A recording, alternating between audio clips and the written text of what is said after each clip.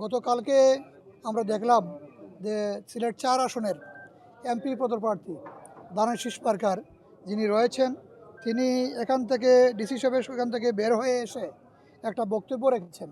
সেই বক্তব্যের মধ্যেও তিনি উল্লেখ করেছেন যে বোরকা পরে কোনো মহিলা বুথ সেন্টারে যাবেন না, এবং কেউ যদি বুথ সেন্টারে বোরকা পরে যান তাহলে তার বোরকা খুলতে হবে, বোরকা খোলা হবে। এবং একজন সাংবাদিক ভাই প্রশ্ন করেছিলেন যে নেকাব খুলবে কি না, বলে না, নেকাব খুললে হবে না, তাকে বোরকা খুলতে হবে। এইটা আমরা মনে করি যে ইসলামের প্রতি, পর্দানশীল মহিলাদের প্রতি, বিশেষ করে ধর্মের প্রতি একটা মারাত্মক ধরনের ওনার এটা অবমাননা এবং তার উদ্ধত্যপূর্ণ বক্তব্য। এবং কোনো অংশেই আমরা ধর্মপ্রিয় মুসলমান হিসেবে এবং আমাদের মা বোনের ইজ্জত নিয়ে কেউ এরকম নিয়ে টানাটানি করবেন, এটা আমরা তো মেনে নিতে পারি না। আমরা এই ব্যাপারে ডিসি সাহেবকে অবহিত করেছি।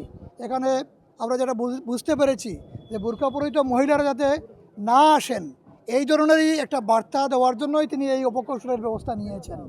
আমরা বিশ্বাস করি যে সকল নারীরা বোরকা পরেই আসবেন, এবং ইলেকশন কমিশনের পক্ষ থেকে আমরা যেটা ডিসি সাহেব থেকে পেয়েছি যে এখানে বোরকা পরে আসলে কোনো বাধা নেই, যার যার মতো করে আসতে পারবেন।